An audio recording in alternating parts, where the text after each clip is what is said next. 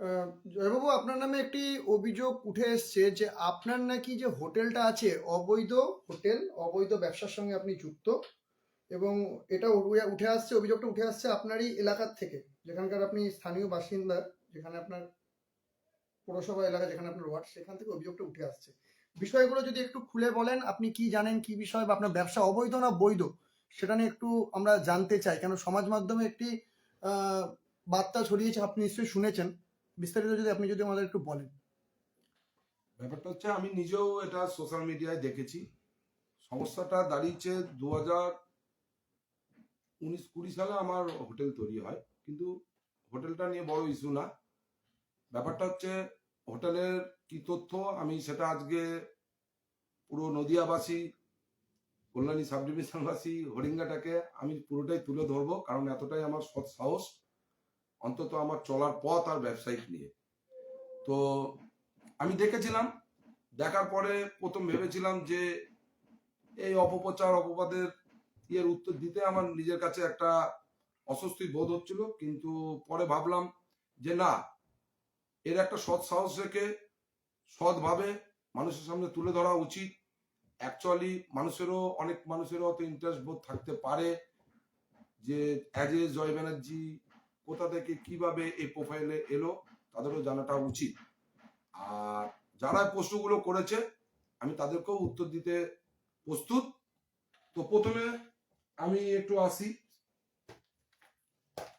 As a আমি জয় ব্যানার্জি, ভারতীয় আমি, তার হচ্ছে এই আইডেন্টি প্রুফ ডকুমেন্ট। আমি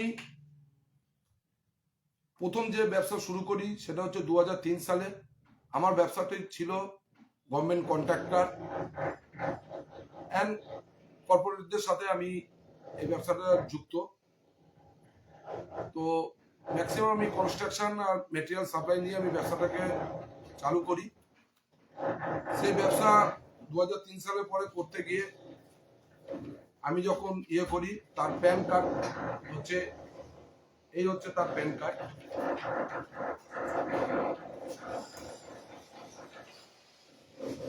এই হচ্ছে তার জিএসটি সার্টিফিকেট।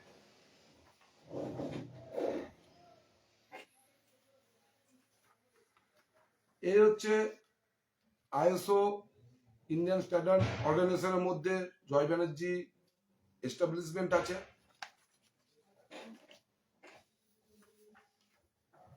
এটা হচ্ছে এমএসএমই, সেখানেও জয় ব্যানার্জির এই বিজনেস প্রোফাইলটা এস্টাবলিশমেন্ট আছে।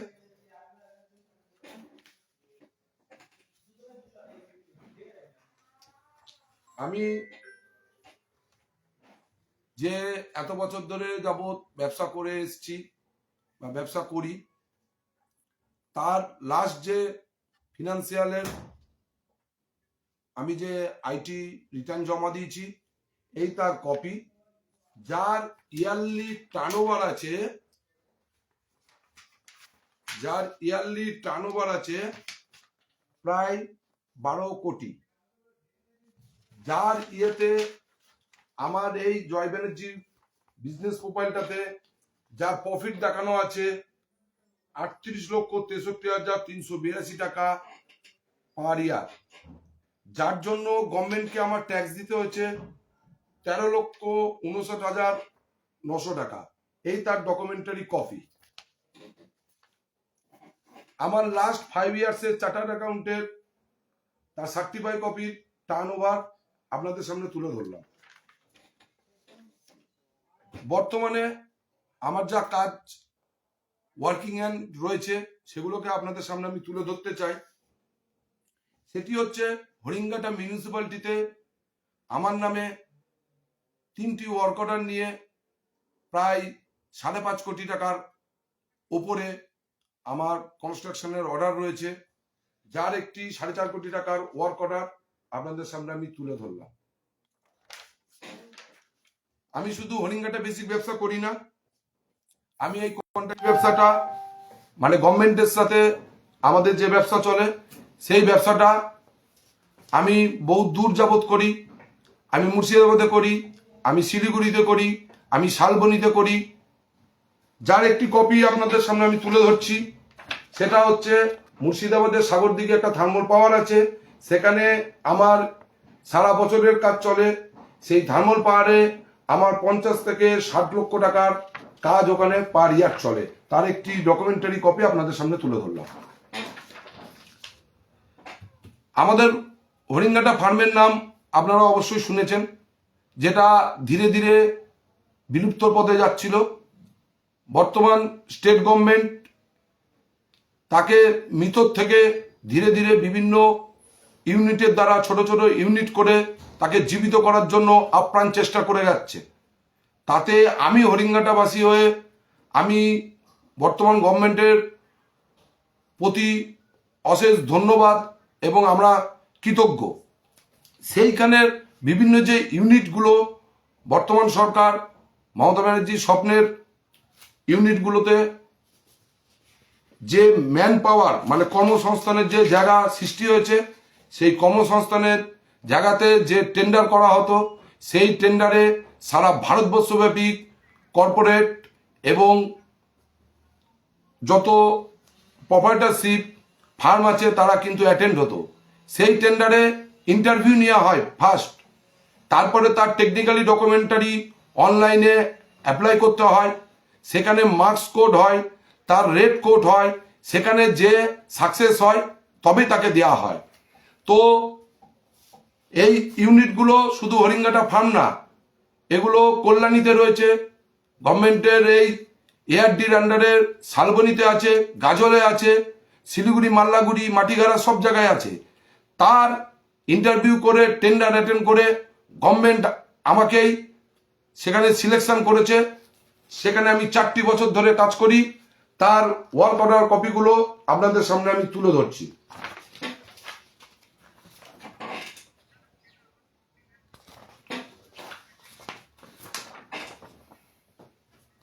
এই যে 3টি ওয়ার্ক অর্ডার দিলাম, এতেই আমার জয় ব্যানার্জির পার মান্থ 90 লক্ষ টার্নওভার হয় তাদের স্যালারি পেমেন্ট করে। এটি হচ্ছে গো সম্পদ এআরডির আন্ডারে, তার একটি কপি আমি তুলে ধরলাম।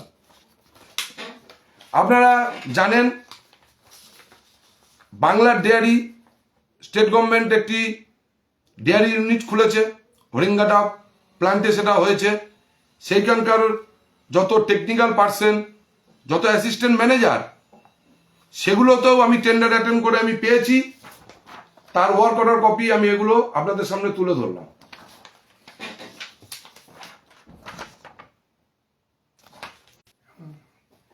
এবার বলি, এইগুলো 2003 সাল থেকে আমাকে প্রতিটা পদে হাঁটতে হাঁটতে হাঁটতে হাঁটতে গিয়ে আমাকে আজকে আমার এই জয় ব্যানার্জির যে ফার্মটি আছে সেই ফার্মটিকে আমি এস্টাবলিশমেন্ট করেছি। যা টার্নওভার আপনাদেরকে বললাম, যার ইনকাম অফ সোর্সটা আমি ওপেনলি কাগজ দিয়ে তার ডকুমেন্টারি আমি মিডিয়ার সামনে পেশ করলাম। এরপরেও আমার আলাদা ব্যবসা আছে, আমার 2টো মেডিসিন শপ আছে। সেই মেডিসিন শপে তার একটা রোদ্দুর মেডিকেল হল আছে, একদম এমস এর গেটের অপোজিটে। তার ট্রেড লাইসেন্স আমি তুলে ধরলাম, তার অথেন্টিক জিএসটি আমি তুলে ধরলাম।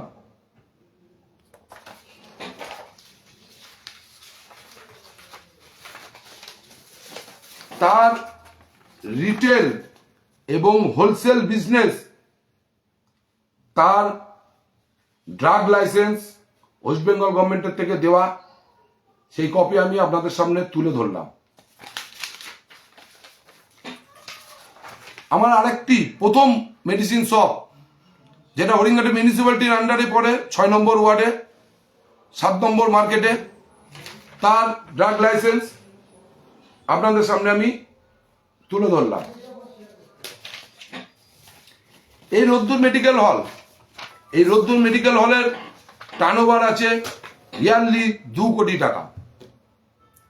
আমি জয় ব্যানার্জি জয় ব্যানার্জির যে প্রোফাইল ফান্ডটা আগেরবার কনস্ট্রাকশনে দেখিয়েছি, তাতে আমি মান্থলি জিএসটি ট্যাক্স জমা দিই নিয়ার অ্যাবাউট 18 লক্ষ টাকা অ্যাজ পার ডকুমেন্টস। এবার আসি এই ব্যবসাগুলোর পরে আমি একটি ব্যবসা খুলেছি, সেই ব্যবসাটি হচ্ছে হোটেল ব্যবসা, যেটাকে নিয়ে আমি কিছু অসামাজিক কাজের বিরোধিতা করেছিলাম বলে কিছু মধ্যযুগীয় কালচার, সামাজিক বয়কট, যেটার বিরুদ্ধে, এইসব নীতিগুলোর বিরুদ্ধে বর্তমান গভর্নমেন্ট বা সেই গভর্নমেন্টের যিনি আমাদের চিফ মিনিস্টার, আমাদের রাজ্যের অভিভাবক, উনাকে প্রতি মুহূর্তে দেখেছি এইসব মধ্যযুগীয় কালচারগুলোর এগেনস্টে দিনকে রাত, রাতকে দিন ভাবে তিনি ফিল্ডে নেমে এর বিরোধিতা করেছে, আমাদের সামাজিক কালচারকে অনেক আপডেটেড করে নিয়ে যাচ্ছে। সেই গভর্নমেন্টেরই প্রতিনিধির একজন কাউন্সিলর, তার হাজবেন্ড এই কাজগুলোর সাথে দিনের পর দিন লিপ্ততা হওয়ার কারণে আমি তার বিরোধিতা করেছি বলে, সমাজটা বিরোধিতা করেছে বলে সমাজের যারা যারা আছে তারা ধৈর্যের বাঁধ ভেঙে ফেলেছে। তাতে সেদিনকে তারা রাস্তায় নেমেছিল, প্রতিবাদ গড়ে উঠেছিল। কারণ এই মধ্যযুগীয় কালচার, এগুলোর থেকে যদি আমাদের সমাজকে না বাঁচানো যায়, আগামী দিনের জেনারেশন তলানির থেকে তলানিতে গিয়ে পড়বে। তা সেখান থেকে দাঁড়িয়ে আমাকে দমানোর জন্য তারা একটা মিডিয়ার কাছে প্রচার করেছে আমি অনৈতিক একটি ব্যবসা করি। আগের ব্যবসাগুলো আপনাদের সামনে তুলে ধরলাম। আরেকটি ব্যবসা আমি করেছি এমসের এইখানে, আমি না, এখানে প্রায় 54 থেকে 55 খানা হোটেল আছে। সেই হোটেল ব্যবসাটা নাকি আমি অবৈধ। তা অবৈধ কথার অর্থ হচ্ছে ইললিগাল। তা আমি সেই হোটেলের ডকুমেন্টারিও আপনাদের সামনে আমি একটু পাবলিশ করতে চাই মিডিয়ার মাধ্যম দিয়ে। যেটা হচ্ছে আমার যে হোটেলটা আছে সেটি হচ্ছে সগুনা গ্রাম পঞ্চায়েতের আন্ডারে। সেই সগুনা গ্রাম পঞ্চায়েতকে আমি হোটেলের দরুন ট্যাক্স প্রোভাইড করি, তার ট্যাক্স রিসিপ্ট আপনাদের সামনে তুলে ধরলাম। আমি যে এখানে জমিটি নিয়েছিলাম, সেই জমিটি হাউস ছিল, সেই জমিটিকে আমি কমার্শিয়ালে রূপান্তরিত করেছি। এই তার বিএলআরও কপি, দুটি দাগের ছিল। পুরো তথ্য আপনাদের সামনে তুলে ধরছি। অ্যাকচুয়াল এটা হচ্ছে আমার বিজনেস অ্যাকাউন্টসের খুব প্রাইভেসি পার্ট, তবু আমার এতটাই সৎ সাহস আপনাদের সামনে আমি আমার প্রাইভেসি ডকুমেন্টারিও তুলে ধরছি, যাতে সাধারণ জনগণেরও জানা উচিত তারা যে অভিযোগ করেছে সেটা ক্লিয়ার হোক। এই তার রেকর্ডেড কাগজ, আগের যে দুটো দেখালাম কমার্শিয়াল কাগজ। আমি যে এখানে বিজনেসটা করতে এসেছিলাম তার ট্রেড লাইসেন্স আপনাদের সামনে তুলে ধরলাম, সগুনা গ্রাম পঞ্চায়েত থেকে আমার পাওয়া। আমি যে এই জমিটার যে খাজনা দিই তার ডকুমেন্টারি কপি আপনাদের সামনে আমি তুলে ধরলাম। আমি যে বিল্ডিংটা করেছি তার ড্রয়িং যে স্যাংশন করা হয়েছিল নদিয়া জেলা পরিষদ থেকে, এই তার ডকুমেন্টারি কপি আপনাদের সামনে তুলে ধরলাম। নিয়ম অনুযায়ী আমাদের বিল্ডিং হওয়ার পরে কি করা হয়, যে কোনো ইঞ্জিনিয়ার সেই কাজটাকে দেখভাল করেছে, সে আপনাকে একটা সার্টিফাই কপি দেবে। এই তার সিভিল ইঞ্জিনিয়ারের সার্টিফাই কপি, আমার বিল্ডিংটা যে হয়েছিল তার এক্সিট ইনি করেছিলেন, তিনি সার্টিফাই কপি আমার সামনে দিয়ে গেছেন। সিভিল ছাড়া ইলেকট্রিক্যালের কাজও হোটেলের মধ্যে থাকে, তার যে টেকনিক্যাল যে ইলেকট্রিক্যালের ছিল আমার এখানে, সে তার সার্টিফাই কপি এখানে আমাকে দিয়ে গেছে। এরপর নিয়ম হচ্ছে কি, একটা হোটেল ব্যবসা বা বিল্ডিং করতে গেলে এগুলো হওয়ার পরে তোমাকে লোকাল অথরিটি বোর্ডের থেকে আমি ঠিকঠাক বিল্ডিংটা শেষ করলাম কিনা তার কমপ্লিটেশন সার্টিফিকেট নিতে হয়। সেই কমপ্লিটেশন সার্টিফিকেট আমাকে সগুনা পঞ্চায়েত থেকে আমাকে তার সিসি কপি আমাকে দিয়ে দেওয়া হয়েছিল। তারা ভেরিফিকেশন করেছিল, তারা সবকিছু দেখার পরে এই কপি তারা আমার হাতে তুলে দেয়। আজকে আমি এই লাইভে আসা তারপরে সিস্টেম হচ্ছে আমার এখানে যে জলীয় যে জল আসবে, বিল্ডিং এর যে জল আসবে, সেগুলো কোথায় যাবে, তার যে ড্রেনেজ সিস্টেম, সেই ড্রেনেজ সিস্টেমকে করার পরে আমাদেরকে অ্যাপ্লাই করতে হয় লোকাল অথরিটি বোর্ডের কাছে যে আমার যত বর্জ্য পদার্থ বা তার ড্রেনেজ আমি কি মাধ্যম দিয়ে পরিবেশকে ঠিক রাখার জন্য আমি কি প্রক্রিয়াকরণ নিয়েছি, তাদেরকে ভেরিফিকেশন করার পরে সগুনা গ্রাম পঞ্চায়েত থেকে আমাকে স্যানিটেশনের সার্টিফাই কপি দিয়ে দেয়।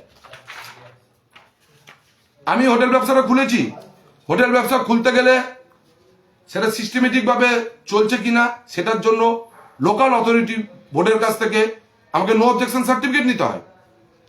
আমাকে তারা ভেরিফাই করে এনকোয়ারি করে সগুনা গ্রাম পঞ্চায়েত থেকে আমাকে নো অবজেকশন সার্টিফিকেট তুলে দেওয়া হয়েছে। আমি যে এখানে যে রিসোর্ট বা যে লজিং অ্যান্ড ফুডিং এর যে বিজনেসটা আমরা চালু করেছি, সেটার জন্য বিএলআর থেকেও যারা অভিযোগ করছে তাদের জানা উচিত, বিএলআর থেকেও একটা নো অবজেকশন সার্টিফিকেট নেওয়া যায়, নিতে হয়। আমি বিএলআর কে অ্যাপ্লাই করেছি, তারা ইনভেস্টিগেশন করেছে, তারা সবকিছু দেখার পরে বিএলআরও আমাকে তার certify copy, no objection copy আমাকে দেয়। এই তার কপি আপনাদের সামনে তুলে ধরলাম। বাকি কে থাকলো? লোকাল প্রশাসন, ল অ্যান্ড অর্ডার যারা দেখে, তাদের কাছেও আপনি হোটেল ব্যবসা করতে গেলে আপনার হোটেলের সব সিস্টেমেটিকটাকে দেখিয়ে তাদেরকে ভেরিফিকেশন করিয়ে আপনাকে তাদের থেকে নো অবজেকশন নিতে হবে, তারপরে আপনি হোটেল ব্যবসা চালু করতে পারবেন। আমি তাদের কাছে অ্যাপ্লাই করেছি, তারা এসছে, তারা ভেরিফিকেশন করেছে, তারা আমার হাতে তাদের নো অবজেকশন সার্টিফিকেট কল্যাণী থানার থেকে এটা আমাকে ইস্যু করা হয়েছিল, সেই কপিও আপনাদের সামনে তুলে ধরলাম। এবার ব্যবসা করতে গেলে যেটা লাগে সেটা হচ্ছে এই হোটেলটার ইনকামের জন্য এই হোটেলের আলাদা একটা প্যান কার্ড হয়। লিচি লজিং অ্যান্ড ফুডিং এর প্যান কার্ড আপনাদের সামনে তুলে ধরলাম।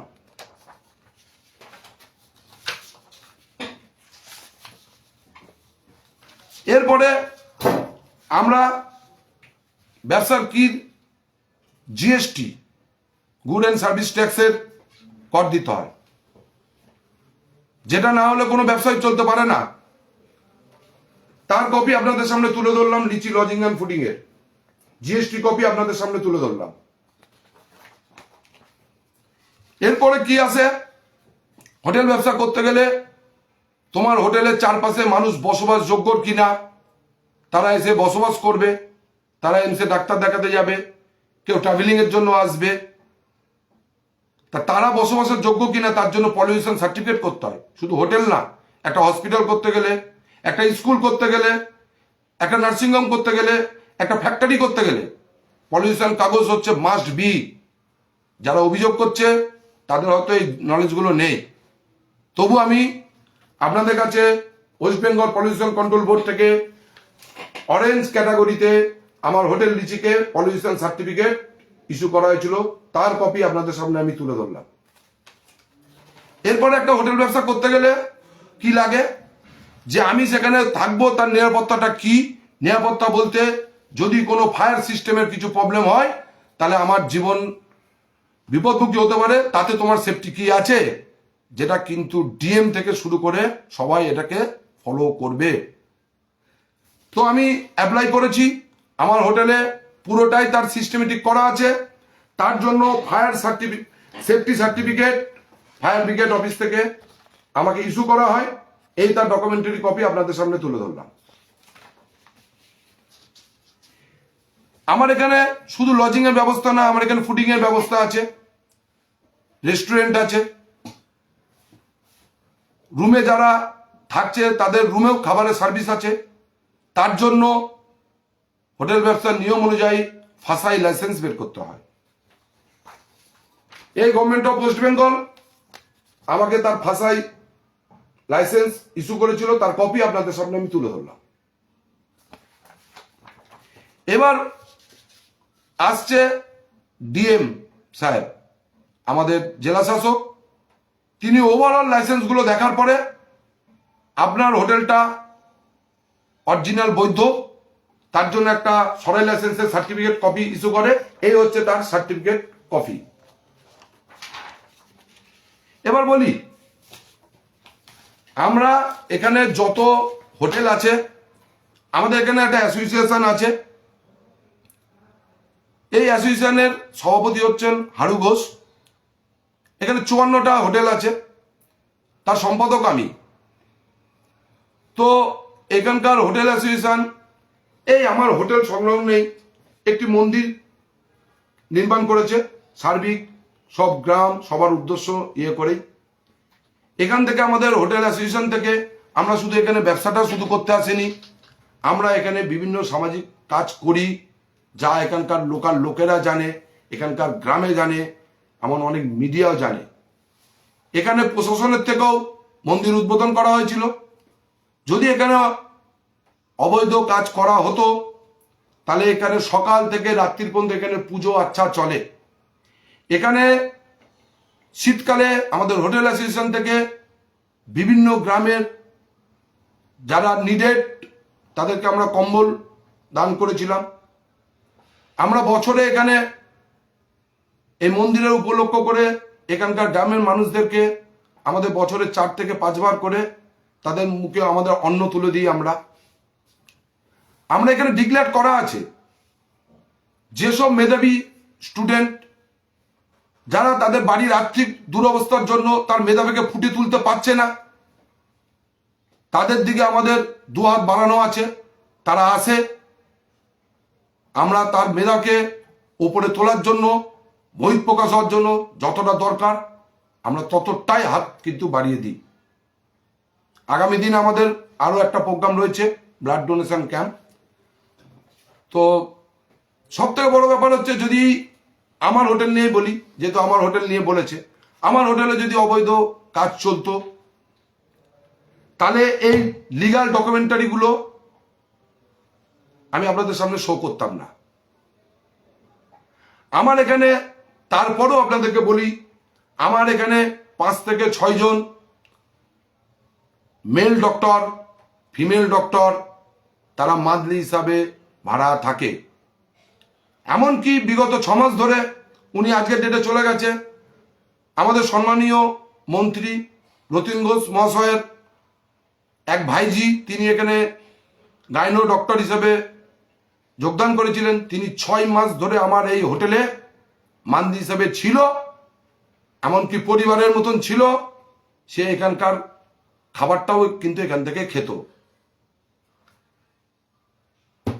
আমাদের কল্যাণী পঞ্চায়েত সমিতির আন্ডারে, ব্লকের আন্ডারে আমাদের এই হোটেলটি পড়ে। বিডিও সাহেব নিজে আমার এখানে 7 দিনের তার দপ্তরের ট্রেনিং এর জন্য আমার হোটেলকে বুকিং করা হয়েছিল।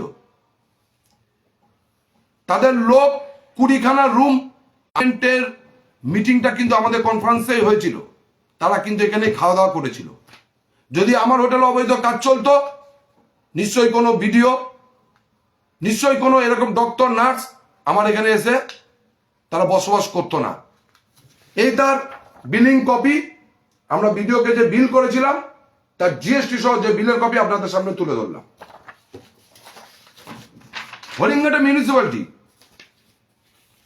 মিউনিসিপ্যালিটির যত উচ্চ ধরনের অফিসাররা আসেন, যারা অডিট করতে আসে, আমার হোটেলকে বুকিং করে।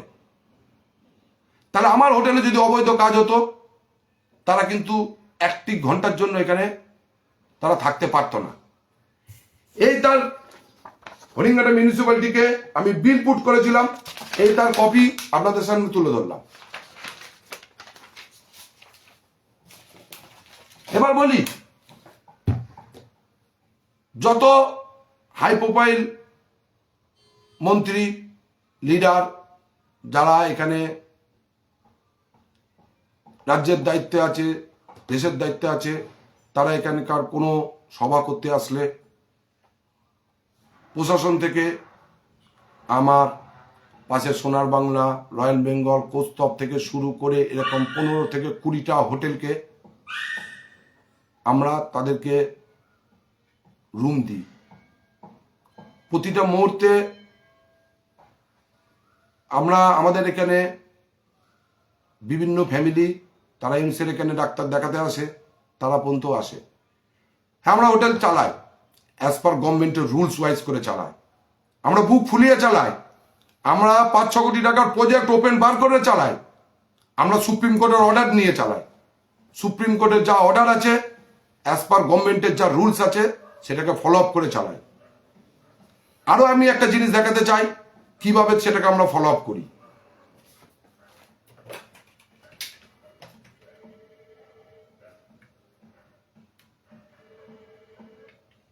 রেজিস্টার্ড খাতাটা অফিসে নিয়ে আয়।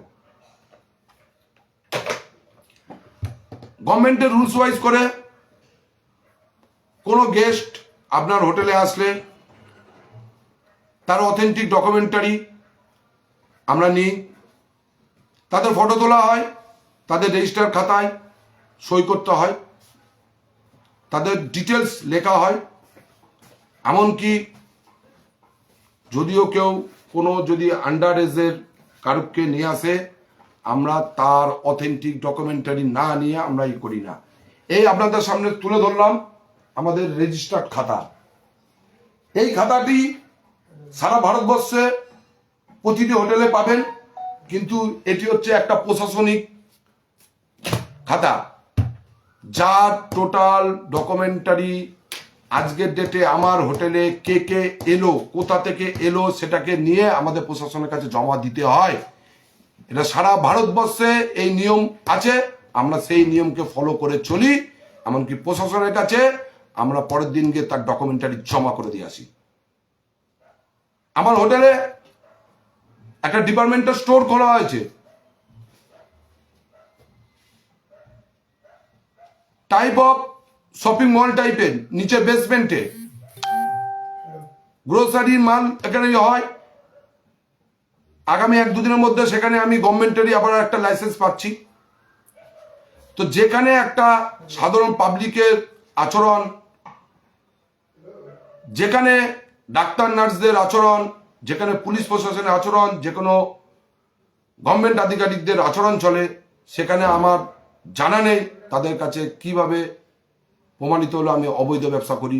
আর অবৈধ ব্যবসা যদি আমি করতাম এরকম ভাবে ডকুমেন্টারি আপনাদের সামনে তুলে দিতাম না, বা আমি মিডিয়ার সামনে এরকম ফেস হতাম না। এবার আসি, তারা আরেকটা প্রশ্ন করেছে, সেই প্রশ্নটা হচ্ছে সুকুমার ঘোষকে নিয়ে। তাদের ফেসবুকে দেখলাম সুকুমার ঘোষকে তারা আসামি হিসাবে আইডেন্টিফাই করছে, আমরা তার পাশে দাঁড়িয়েছি। সুকুমার ঘোষটা আমাদের কাছে বড় ফ্যাক্টর না।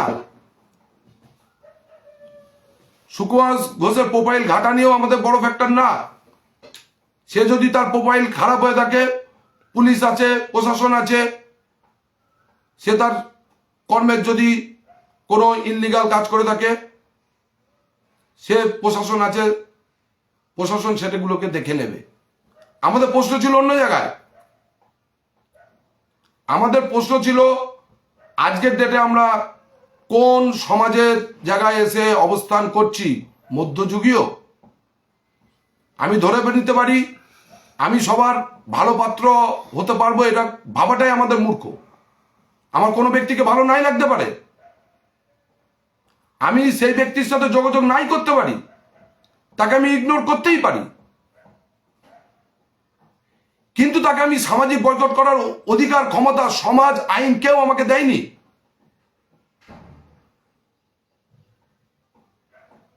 তার বাড়িতে আক্রমণ হয়েছে, এদের দ্বারা বিভিন্ন বাড়িতে আক্রমণ হয়েছে, একটা থ্রেট কালচারে পরিণত করেছে। যারা আমার বিরুদ্ধে অভিযোগ করেছিল তাদের মধ্যে একজন অভিক দে, সে আমাকে পরের দিন ফোন করেছিল যে দাদা কাল রাত্রিরে যেটা হলো তার ভিউটা কি।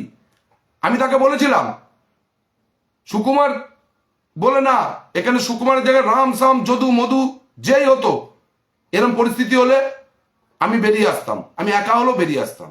তার কারণে তার সামনে আমি তুলে ধরেছিলাম। কি তুলে ধরেছিলাম? সুকুমারের কি দোষ আছে, কি গুণ আছে, আমি তার বিচারে যাচ্ছি না। সে আমার ছোট ভাইয়ের মতন অভিক, তাকে আমি বলেছিলাম যে আজকে আমাদের কোন অধিকার দিয়েছে যে মধ্যযুগীয় কালচারকে আমরা এই সমাজের মধ্যে পরিস্ফুটিত করছি, তাকে একটা বিয়ে বাড়িতে নেমন্তন্ন করেছে, সে যে নেমন্তন্ন করেছে তাকে ফোর্স করা হচ্ছে যে তাকে নেমন্তন্ন থেকে যদি না করা হয় তাহলে আমরা কেউ তোমার বাড়িতে নেমন্তন্ন খেতে যাব না। আমি নাই যেতে পারি, তাকে নেমন্তন্ন করে নাই যেতে পারি, সেটা আমার ভেতরের ব্যাপার। কিন্তু যখন আমি সেটাকে বহিঃ প্রকাশ করব, তাও একটা অর্গানাইজেশনের মাধ্যম দিয়ে, সেখানে আমার তাকে একটা সামাজিক বয়কটের দিকে ফেলে দেওয়া, আমার মনে হয় ওটাই হয়েছে তখন, যার বিরোধিতা আমি করেছিলাম। তাকে বলেছিলাম, সে আমাকে বলেছিল যে তাদের ক্লাবের বিরুদ্ধে সে গাঁজা আর্মসের বিভিন্ন কেস সে থানাতে দিয়েছে। আমি বললাম, সে যখন থানাতে দিয়েছে, তোদের এন থেকেও সেখানে থানাতে ওটাকে করা উচিত ছিল। কোন থানায়? হরিঙ্গাটা থানা। তাহলে তোদেরও সেখানে যাওয়া উচিত ছিল। সে যদি প্রমাণ সাপেক্ষ না দিতে পারতো, তারও আইনানুগ ব্যবস্থা আছে। কিন্তু তার মানে এটা হতে পারে না যত খারাপ লোক হবে যাই হোক তুমি তার সাথে মিশো না। তার মানে আমি ঘোষিতভাবে তাকে আমি ডিক্লেয়ার করতে পারি না যে সামাজিক সে বয়কট। তোমাদের বিরুদ্ধে যদি সে মিথ্যাই যদি বলতো, মিথ্যাই যদি সবকিছু বলতো, তোমরাও আইনানুগকে পথ দিতে। তার মানে এটা হতে পারে না। আমি তাকে বলেছিলাম এটা হতে পারে না। একটা বাড়িতে একটা মানুষ সারাদিন তার বাইরে কাজকর্ম করার পরে এসে তার আশ্রয় স্থান হয় তার বাড়ি, সেখানে তার বাবা মা, তার স্ত্রী, সন্তান থাকে। সেইখানে গিয়ে যদি একটা বাড় লোক দিনের পর দিন কিছু কিছু বাড়িতে, তার বাড়িতে গিয়ে আক্রমণ করেছিল, তা এতগুলো বাঘ লোক একটা বাড়িতে গেলে সেই বাড়ির বাবা মা, বয়স্ক বাবা মা, তার স্ত্রী, তার সন্তান, তারা আতঙ্কে ভুগবে। এটা তো মমতা ব্যানার্জির কালচারে না। তুমি মমতা ব্যানার্জির প্রতিনিধি হয়ে তুমি মমতা ব্যানার্জির বিরোধী নীতিগুলোকে তুমি পালন করে যাচ্ছ। সেটা প্রতিবাদ করতে গেলে তৃণমূলের বিরুদ্ধে বলা হয়ে যায়। তুমি তৃণমূলের একা, তুমি অন্যায় করলে তৃণমূলের বিরুদ্ধে বলা হয়। তৃণমূলকে মানুষ তোমাকে দেখে ভোট দেয় না। যে কোনো মানুষ সরকারের যেসব পলিসি আছে সেই সরকারি পলিসিগুলোকে যদি মনে করে যে তার বাড়িতে বা তার নেক্সট জেনারেশনে অনেক বেনিফিটেড হচ্ছে, মানুষ তখনই তাকে ভোট দেয়। বরঞ্চ যে মাইনাস ভোটগুলো হয় সেগুলো হচ্ছে এই তোমাদের মতো কিছু মধ্যযুগীয় কালচারের প্রতিনিধি যারা আছে, যারা ক্ষমতাকে বহন করে নিয়ে যেসব মানুষগুলো তৃণমূল কংগ্রেস দলকেও ভোট দিচ্ছে, তাদের প্রতি তোমরা আক্রমণ করে গিয়ে এটা করছো। তৃণমূল নাই করতে পারে একটা ফ্যামিলি, তার বাড়িতে তুমি যদি আক্রমণ করতে যাও তাহলে কি তুমি মহৎ কাজ করছো? মমতা ব্যানার্জি কি তাই বলছে? তুমি তাকে ভালোবাসা দিয়ে, তুমি তোমার কর্মের দিয়ে তাকে তো তৃণমূল কংগ্রেস দলের ভোটটাকে করাতে পারতে, তুমি করাওনি। তুমি নিজেকে মাস্টার হিসেবে পরিচিতি করো। তুমি বলেছো যে আমি ইলেকশনে দাঁড়াবো, জামানত বাজেয়াপ্ত করবো। আমি ব্যবসাদার,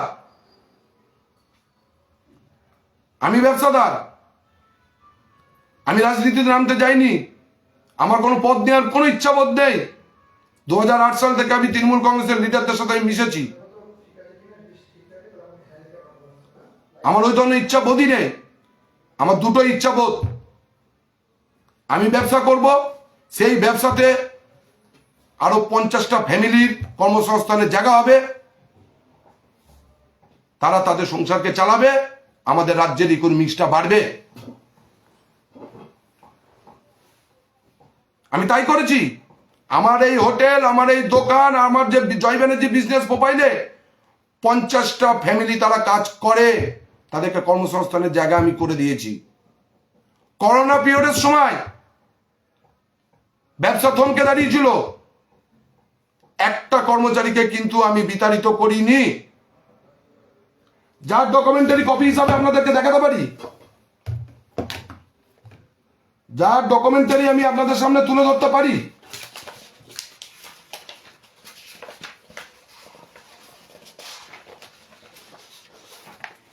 এই আমার সিএর যে সার্টিফিকেট, তাতে দেখে নেন 6 কোটি ছিল, 21-22 গিয়ে আমি সেটাকে চলে গেল কোথায় 2,71,00,000 হাতে চলে এসেছিল আমার ব্যবসা।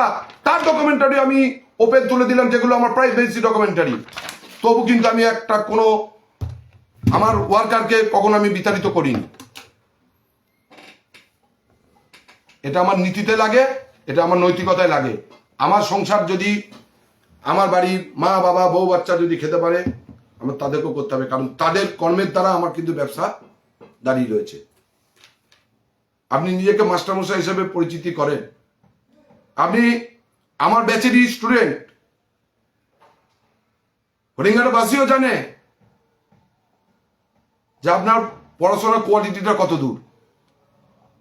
আপনি পারলে আপনার মাধ্যমিক উচ্চ মাধ্যমিকে সার্টিফিকেট কপিগুলো প্রেস কনফারেন্স করে সামনে তুলে ধরেন। আপনি যদি মাস্টারমশাই হতেন, আমি ভোটে দাঁড়াতে চাই না, আপনাকে বলছি, আমার কোনো পদের ইচ্ছা নেই, তবে আপনার সাথে আমি একটা চ্যালেঞ্জের লড়াই করতে পারি,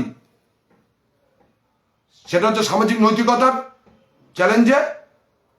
আর আপনি নিজেকে মাস্টারমশাই হিসাবে যে ব্যাখ্যা দিয়ে থাকেন, ওপেন প্রেস কনফারেন্স করে যে কোনো ম্যাথ, যে কোনো ইংলিশের কোশ্চেন সংবাদ মাধ্যম করবে, আপনি একটা লাইন পর্যন্ত লিখতে পারবেন না, আপনার সাথে সেই চ্যালেঞ্জ আমি করে দিতে পারি। আপনি মাস্টারমশাই, আপনি যদি মাস্টারমশাই হতেন, আপনি নিজেও জানেন আপনি কিভাবে চাকরি পেয়েছেন। আপনি যদি মাস্টারমশাই হতেন, তাহলে আমাদের যে বিজনেস অর্গানাইজেশন, কন্ট্রাক্টর অর্গানাইজেশন আছে, সেই মিটিং আপনি কি করতে অ্যাটেন্ড করেন? আমি প্রতিবাদ করেছিলাম আপনাকে। কি স্বার্থ লুকিয়ে আছে আপনার? ওখানে তো আপনার প্রতিনিধিত্ব ভর্তি থাকে। আপনি স্কুল ছেড়ে এসে আপনি আমাদের অ্যাসোসিয়েশন কমিটিগুলোর মধ্যে অ্যাটেন্ড করছেন।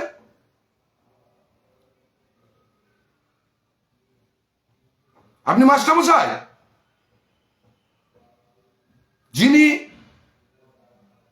একটা জিনিস খুব ভালো বলেছে অভিক, যে বিজুপাল তাদের একটা সোসাইটির জায়গাতে তাদের একটা হোটেল ছিল, সেখানে অবৈধভাবে মদ বিক্রি হয়েছিল, বন্ধ করেছিল কে? না বাজু রায়। খুব ভালো কাজ, খুব ভালো কাজ। কিন্তু আমার প্রশ্ন এখানে, 2007 সাল থেকে সেই হোটেলটি চলছিল, হঠাৎ সেটা 2024 সালে কেন তাকে এগিয়ে এসে বন্ধ করতে হলো? তার আগে কেন বন্ধ করা হয়নি? তাহলে কি কোনো জায়গায় স্বার্থে ঘা লেগেছিল বা কিছু হয়েছিল? আর বন্ধ করতেই পারেন, কিন্তু বন্ধ করা মানে তার বাড়িতে গিয়ে আক্রমণ না। আপনি প্রশাসনকে জানিয়ে, সবাইকে জানিয়ে আপনি বন্ধ করতে পারেন, কিন্তু তার বাড়ি যে আক্রমণটা আপনি করেছিলেন, সেটা কোন লিগাল কাজ ছিল? হরিণঘাটে এরকম তো মদের অবৈধ দোকান ভর্তি রয়েছে, আপনি কেন সেগুলোকে বন্ধ করছেন না? তার থেকে বড় ব্যাপার হচ্ছে, হরিণঘাটের সব থেকে বড় একটা জিনিস চলছে, সেটা হচ্ছে সারটা। আপনি নাকি বিশেষ সূত্রের খবর, আপনি আমাকে তুই করে বলেছেন, সেটা আপনার কালচার। আমি আপনাকে আপনি বলে বলছি, আপনি মাস্টারমশাই। আপনি কি লেভেলের মাস্টারমশাই? সেই 60টার থেকে কে কে টাকা পাবে আপনি মিটিং করে তার লিস্ট করছেন। 50,000 টাকা নিয়ে আসেন। মিডিয়াদেরকে আমি বলছি, আপনারা যান 60টার জায়গার খবর নেন। কাল 60টাটা বন্ধ করলে তারা বলবে আমরা অমুক অমুক জায়গায় টাকা দিই। তা আপনি লিস্ট তৈরি করে দিচ্ছেন। আপনি সিন্ডিকেট ব্যবসা, কন্ট্রাক্টর অ্যাসোসিয়েশন ব্যবসায়, আমাদের যেসব ব্যবসা আছে সেসব জায়গায় আপনি মাস্টারমশাই হয়ে অ্যাটেন্ড করছেন, আপনি 60টার লিস্ট করছেন। এটা কোন মাস্টারদের যোগ্য হিসাবে হয়?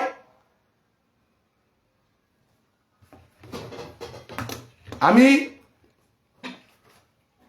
যদি আপনি মাস্টারমশাই হন, আমি একটা ক্লিপ আপনার শোনাচ্ছি, আপনার মুখের ভাষা।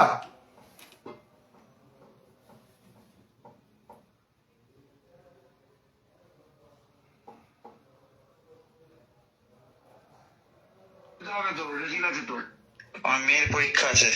কেন মেয়ের পরীক্ষা আছে? এত গুটলিং মুটলিং করলি, জীবনে তো মানে এত বড় বয়স হয়েছে, মানে জীবনে ভালো চিনতে পারলি না, শুধু বিরোধিতাই করে গেলি। এ বোকা চোদা ছেলে, কোথায় আছিস তুই? বাইরে আছি। গালাগালি মানে যেটা বলবো সেটা আস্তে কথা বল, যেন বাড়িতে না যেতে হয়। কি যেটা বলি সেটা শোন। সারা জীবন তো গুডলিংই করে গেলি। কি হয়েছে? গুডলিং কি হয়েছে? সারা জীবন তো গুডলিং করে গেলি। হ্যাঁ, কি জীবনে তো ভালো চিনতে পারলি না। কি বলেছিস আমার নামে? কার নামে কি বলেছি? আমাদের নামে কি বলেছি? কোথায় তোমার নামে কি বলেছি? সেন্টুদের কাছে গিয়ে কি বলেছিস? কোথায় সেন্টুদের কাছে গিয়ে গেছি?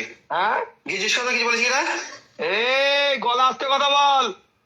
কি কি বলেছি বলো গিয়ে? আস্তে কথা বল। অত জোরে কথা বলছিস কেন? না, তুমি সেন্টুদের কাছে গিয়ে জিজ্ঞেস করো। অত জোরে কথা বলছিস কেন তুই? জোরে কথা বলার কি আছে? এই জানোয়ার, বাড়িতে যেন যেতে নয় বলে দিলাম। চুপ কর। আসো তোর ছেলে, দলটা আসো। আসো। কি ক্ষমতা দেখতে যাচ্ছিস? না তুমি আসো আমার বাড়িতে এসে মারো। ক্ষমতা দেখতে যাচ্ছিস? তুমি মেরে রাখো না আমাকে। কি মারবো কেন? তোকে দল করার কথা বলছি। দল দল দল। ঠিক আছে, তুমি এসে মেরে দেখো না। আরে দলটা কর আগে, মারবো পরে কিনা সেটা দেখবো। দলে তুমি কি করো? কি তুমি কি করছো দলের? আমি কি করি মানে? আমরা দল করি। কে দল করে? তুই? ঠিক আছে, হ্যাঁ তুই দল করিস? আমরা দল করি। কোন দল করিস? কি কোন দল করি? তৃণমূল কংগ্রেস করি। কবে থেকে? কবে থেকে? কবে থেকে করি? কি কবে থেকে করি? বলেছিলাম শুনে রাখ আজকে। আমার অকাত তুই দেখতে যাস না। আরে আমার অকাত দেখতে যাস না, কিন্তু আমি তোকে বলেছিলাম কালু, তোকে আগেও তোমাকে একটা কথা বলি শোনো। শোন কালু, তোকে আমি বলে দিলাম, আগেও তোকে বলেছি আমাকে আমার মতন থাকতে দিবি, বেশি গুডলিং করিস না, কিন্তু তোকে বলে দিলাম। আচ্ছা ঠিক আছে, ঠিক আছে। তোর সম্বন্ধে আমার বিন্দু মাত্র, তোর সাথে আমার তুই আমার কম্পিটিটর না, কারণ তোকে আমি সে পর্যায়ে ফেলি না। তুই আমার পায়ের তলায় থাকার ছেলে। আচ্ছা এটা কার সাথে কার কথা এটা? এটা হচ্ছে 2 নম্বর ওয়ার্ডে একজন ব্যবসাদার, তার ডাকনাম হচ্ছে কালু। তার সাথে হচ্ছে 3 নম্বর ওয়ার্ডের কাউন্সিলরের হাজবেন্ডের কথা, যিনি মাস্টারমশাই বলে নিজেকে পরিচয় করেন। আর একটা ক্লিপ শোনেন। হ্যাঁ গণেশ বলছি। ইনি আমাদেরকে আমি বাজু বলছি, নেক্সট জেনারেশন শিক্ষা দেবে। ও বাজুদা বলো। হ্যাঁ বলো। আরে সর্বনাশ। কি বাজু? আমি ডন। না সরি কি বলছি? ডন গণেশ। আমি ডন গণেশ শোনা দেবো দাদা। বলছি এটা কি ডন গণেশের সাথে কথা বলছি? না তুমি বাজু বলছো, তোমার গলার আওয়াজটা একটু পাল্টে গেছে মনে হয়, আমার মনে হয়। আমি বাজু, আমি বাজু। এটা বুঝতে পেরেছি, তুমি বলছো সেটা বুঝতে পেরেছি। বলো। বলছি কোথায় আছো তুমি? কেন কি হয়েছে বলো? বলছি কৌশিককে আমার নামে কিছু বলেছো তুমি? কৌশিককে আমার নামে কিছু বলেছো? যে আমরা ইন্ধন দিয়ে ওকে কেস করিয়েছি, ওকে মারবা, শিমুলতলার ডন তুমি, কেউ কিছু করতে পারবে না, এরকম কোনো কথা বলেছো? কৌশিককে আমি বলেছি? হ্যাঁ বাজু কৌশিককে আমি বলেছি? এটা এটা আমি বলেছি? তুমি কোথায় আছো এখন? তুমি কোথায় আছো? হ্যাঁ আমি বাড়ি আছি। বলো। বাড়ি আছো? হ্যাঁ। তোমার গুন্ডা বাবাকে ডাকো, আমি ঢুকছি তোমার ওখানে। কি? তোমার গুন্ডা বাবাকে একটু ডাকো, তোমার বাড়ির সামনে আমি যাচ্ছি। সে তোমার বাড়ির সামনে আসলে চাপ নেই, কিন্তু কৌশিক কেন মারবো? হ্যাঁ বুঝলো না, বলো ভালো করে বলো। গাড় পাকামো বেশি করবো না, চুদে দেবো একদম খানকির ছেলে। মস্তানি চালাচ্ছ? কৌশিককে মারবা, আমাদেরকে বুধবারই গাড় ফাটিয়ে দেবো। মস্তানি তুই গোবাইকে মারবা, গণেশকে ইয়েকে মারবা, আমরা বাল ছিঁড়ে চুরি করে বসে আছি নাকি বোকা ছেলে? বাড়িতে বলছো? আরে আমি বাজু রে খানকির ছেলে, আমি বাজু বাজু। এই হচ্ছে আমাদের 3 নম্বর ওয়ার্ডে কাউন্সিলরের হাজবেন্ড, যিনি নিজেকে মাস্টার হিসেবে, প্রাইমারি স্কুলের মাস্টার হিসেবে পরিচয় দিচ্ছে। তো যার কথা বলছে গুন্ডা, সেটা কে? গুন্ডা যার নাম করছে, গুন্ডা হচ্ছে 4 নম্বর ওয়ার্ডের একজন তৃণমূল কংগ্রেস কর্মী। ঠিক আছে, তার ডাকনাম হচ্ছে গুন্ডা। তো তিনি সব ব্যবসার সাথে যুক্ত হতে চায় মাস্টারি করেও। তা সে আমাদের নেক্সট জেনারেশনকে কি শেখাবে তা আপনাদের সামনে তুলে ধরলাম। তাহলে আপনারা বুঝে নেন তার মাস্টারিটা কি বৈধ না অবৈধ, সেটা হরিঙ্গাটা বাসি বিচার করে নেন। এর বাইরে কিছু বলার নেই। একটা মানুষের ভাষা শুনে বোঝা যায় সে কোন কালচারে বিশ্বাসী বা কি ধরনের কালচার সে করতে পারে। দ্বিতীয়ত বলছি, আমি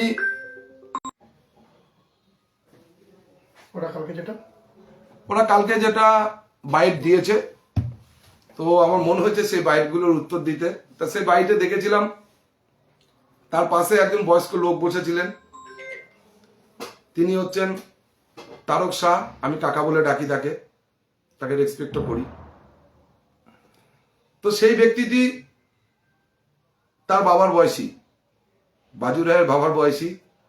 তা সেই ব্যক্তিটি জানে বা হরিঙ্গাটা বাসীও জানে সেই ব্যক্তিটাকে একটা টাইম এই বাজু রায় লাথি থেকে শুরু করে ঘুষি থেকে শুরু করে সবাই মেরেছিল, তাদের সাথে তাদেরকেও একটা সামাজিক বয়কট তারা ওখান থেকে করে রেখেছিল। আজকে যাক, আমিও চাই রিলেশন মিটুক, ঝামেলা মিটুক। তা উনি মিটিয়ে এসছেন। তা কাকা, একটু পুরনো অতীতটাকে, বিবেকটাকে একটুখানি ভেবে নিয়ে তুমি তোমার পথটা পরিচালনা করো। তার পাশে বসেছিল সুভাষ সাহা। সুভাষ সাহা অ্যাসোসিয়েশনের সে এতটাই নৈতিকতা নিয়ে চলে, হরিঙ্গাটা ফার্মে একটা যখন ব্যবসায়িক অ্যাসোসিয়েশনের মিটিং হচ্ছে, সে আমাকে আলাদা করে ডেকে বলে, আমি সেই অ্যাসোসিয়েশনটার প্রেসিডেন্ট, কে আমি, সেও সেখানকার মেম্বার। সে আমাকে ডেকে বলে, কে বলে? সুভাষ সাহা, যে ভাই আমার ওখানে অনেক ছেলে রয়েছে, তাদেরকে সব ব্যবসা শেয়ার দিলে আমার তেমন কিছু থাকবে না ভাই, আমাকে আলাদা করে 10-15 গাড়ি 20 গাড়ি একটু ব্যবস্থা আমাকে করে দিতে হবে। যেটা আজ পর্যন্ত আমি কোনো অ্যাসোসিয়েশন চালাতে গিয়ে এই পথ আমি অবলম্বন করি না। আমি বুক ফুলিয়ে কথা বলি। আমি তাকে বলেছিলাম হবে না ভাই, কিন্তু তার কথা আমি কোনোদিন প্রকাশ করিনি, কারণ প্রকাশ করলে বাকি অ্যাসোসিয়েশন ওকে সাসপেন্ড করতো, না পিঠের হাতটা গুঁড়ো করে দিত। আমি ভাবিনি আমার সম্পর্কে যখন সে বলছে, সে তার পাশে বসে ইয়ে করছে। তো সুভাষ স্যার, তুমি আগে কি করতে? তুমি আগে 7টা প্যাড লিখতে, তুমি নিজে জুয়াটা খেলতে, তোমার বাড়ির সন্তান আছে, তার মাথায় হাত দিয়ে তুমি কসম কেটে বলো হরিঙ্গাটা বাসি জানে। তুমি কাপামারে একটা বার চলতে, সেখানে ফ্লোর চালাতে, তুমি সেই মিডিয়ার সামনে বসে আমার কুচ্চা অপপ্রচার যেটা করা হচ্ছে সেটাকে সমর্থন করছো। তুমি আমার কাছে বলেছিলে ভাই ব্যবসা করে উঠতে, তুমিও আমার পেপারে অনেক কাজ করেছিলে, তোমার সেই বিশ্বাসটা আমার প্রতি ছিল। যাতে তুমি আমাকে বলেছিলে তোমার 2টো সন্তান আছে, সেই 2টো সন্তানকে আমি ভালো স্কুলে পড়াতে চাই। আমি তোমাকে কথা দিয়েছিলাম যে তুমি ভালো স্কুলে পড়াও, ব্যবসায়িক আমি তোমার সাথে আছি, তুমি নৈতিকভাবে ব্যবসা করো, আমি তোমার সাথে আছি। তুমি অস্বীকার করতে পারো, কিন্তু তোমার বিবেক এই কথাগুলোকে কিন্তু অস্বীকার করতে দেবে না, প্রতিটা মুহূর্তে ধ্বংসাবে। আমার প্রেস কনফারেন্স তোমাদের সাথে তুই তুকারি কালি ছেড়ানোর জন্য না। আমার প্রেস কনফারেন্স হরিঙ্গাটা বাসীর কাছে আমি নিজে কি পথে চলছি তার অথেন্টিক ডকুমেন্ট। আজ পর্যন্ত কোনো ব্যবসাদার তার প্রাইভেসি ডকুমেন্টারি এরম ভাবে একটা সোশ্যাল মাধ্যমে লাইভ করে সে কখনো এইভাবে জানাবে না। আমার সৎ সাহসের উপর দিয়ে আমি সেটাকে জানালাম। বাজুরাই একদিন আমাকে ফোন করেছিল রেজাল্টের পরে, সে এক দোকানদারকে তুলে দিতে চেয়েছিল, গরিব দোকানদার। কে? বাজুরাই 3 নম্বর ওয়ার্ডে কাউন্সিলরের হাজবেন্ড। আমাদের সেন্টু মুখার্জি কাছে সেই ব্যবসাদার এসেছিল, তার কাছে 50,000 টাকা চেয়েছিল বাজুরাই, সে দিতে পারবে না বলে তার কাছে এসেছিল। সে বলেছিল তুমি করো, কারকে তুমি টাকা দেবে না। তার কাছে সেই রিপোর্টটা যায়, সে আমাকে ফোন করে ডাইরেক্ট বলে যে আমি 2.5 বছর ধরে কাউন্সিলর হয়ে কিছু করতে পারিনি, আর 2.5 বছর তার মুখের যে ভাষা, সেই ভাষাটা দিয়ে বলছে আমি ছিঁড়ে খাবো, আমাকে কিছু করতে তো দাও। যদি তার সৎ সাহস থেকে লাগে, সে অস্বীকার করতে পারে, সে তার বিবেকের কাছে প্রশ্ন করবে সে আমাকে বলেছিল কিনা। ওদের সাথে আমাদের ব্যক্তিগত কোনো দ্বন্দ্বতা নেই, ওদের সাথে আমাদের একটাই দ্বন্দ্বতা ছিল কালচারের।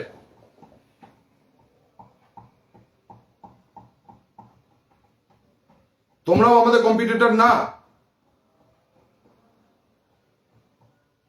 কিন্তু সমাজ তো সবার। ভাই আমিও যদি ভুল করি, তোমাকে আমি পূর্ণ অধিকার দিচ্ছি, তুমি আমার বিরুদ্ধে এসো, বরঞ্চ আমার ভুলটা যদি তোমরা ধরিয়ে দাও, আমি সব থেকে হ্যাপি হব। তাহলে নিজেকে আমি সংশোধন করতে পারবো, আমি একটা মানুষ রূপে পরিণত হতে পারবো। আমি তোমাদের সাথে তর্কে যাব না, আমি অ্যাজ এ জয় ব্যানার্জি এই প্রিন্সিপাল পার্সোনালিটিতে চলি। মানুষ ভাবতে ভুল হতে পারে, চলতে পারে, যদি কোনোদিন ভুল করি তোমাদেরকে ফোন করার অধিকার দিয়ে রাখলাম, সে ভুলটাকে শুধরে নেবো। যদি মনে করি, ফিল করি যে সেটা আমি ভুল করছি, তোমাকে কৃতজ্ঞতা জানাবো। এই প্রিন্সিপালে আমি চলি। তুমি বলেছ জয় ব্যানার্জি তৃণমূল কংগ্রেসের ফ্ল্যাগ নিয়ে কবে চলেছে, আমি তো আবারও আগে তোমাকে বলেছি আমি একজন ব্যবসাদার, আমরা গভর্নমেন্টের সাথে ব্যবসা করি। যে যখন গভর্নমেন্টে আসে আমার তাদের কাছেই আমাদেরকে কিন্তু টেন্ডার অ্যাটেন্ড আমাদের তাদের সাথে গিয়ে করতে হবে, তাদের দপ্তরে গিয়ে করতে হবে। সেই দপ্তরে যারা এক্সিকিউট করবে তাদের সাথে অবশ্যই আমাদের মিটিং করতে হবে, এটা অ্যাজ পার রুলস। কিন্তু তার মধ্যে থেকে কিছু আদর্শ, আমার ভোটদানের অংশগ্রহণ করা, আমি কাকে ভোট দেবো সেটা বিজনেস ঠিক করে দিতে পারে না, সেটা আমার হৃদয়, আমার আদর্শ ঠিক করে দেয়। আমি তৃণমূল কংগ্রেসের ফ্ল্যাগ নিয়ে কবে ঘুরিছি কি ঘুরিনি তোমার হয়তো নজরে পড়েনি, কিন্তু তোমার বউ যেদিনকে ভোটে দাঁড়িয়েছিল, তোমার বউকে নিয়ে এই আমি সেন্টু মুখার্জি এবং আমাদের সাথে যারা থাকে, তোমার বউয়ের হয়ে আমরা ভোট প্রচারে নেমেছিলাম। প্রতিটা বাড়ি বাড়ি গেছিলাম, আমাদের যেদিকে বাড়ি, আমাদের যেদিকে বুথ। 2019 সালে 3 নম্বর ওয়ার্ড মাইনাস ছিল, 2021 সালে নির্বাচন কমিশন খুব কড়া নিরাপত্তার মধ্যে দিয়ে ভোট করেছিল, কিন্তু 2021 সালে সেই মাইনাসকে রিকভারি করে তৃণমূল কিন্তু ওখানে লিড নিয়েছিল 3 নম্বর ওয়ার্ডে। 2022 সালে আপনার বউ ভোটে দাঁড়ায়। 2021 সালে ফিল্ডে কারা ছিল উচ্চ নেতৃত্বরাও জানে।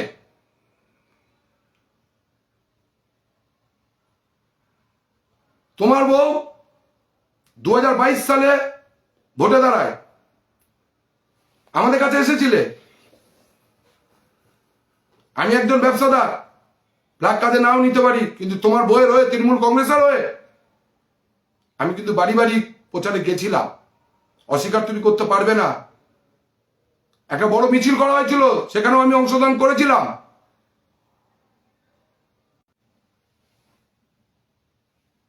একে টাকা ওকে টাকা দিয়ে তুমি না বলেছে যে আমি একে টাকা দিয়ে, ওকে টাকা দিয়ে, অমুককে টাকা দিয়ে আমি ব্যবসা করি।